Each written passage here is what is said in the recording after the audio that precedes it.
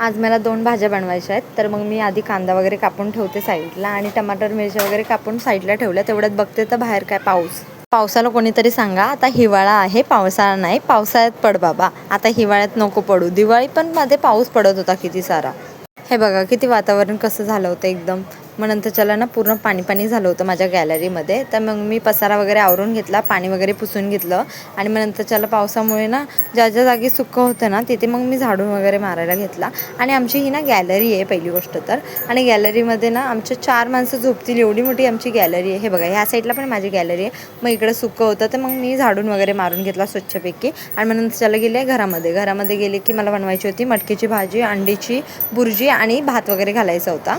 पटापट भुर्जी बनवून घेतली. मग नंतर चला इथे एका साईडला मी भात वगैरे ठेवला होता, भात पण झाला होता माझा. मग मी घेतला जेवायला, चपात्या वगैरे बनवून घेतल्या होत्या आधीच, म्हणून घेतलं जेवायला. आणि माझ्या महाराण्या बघतायत TV. चला भेटूया नेक्स्ट ब्लॉगमध्ये, बाय.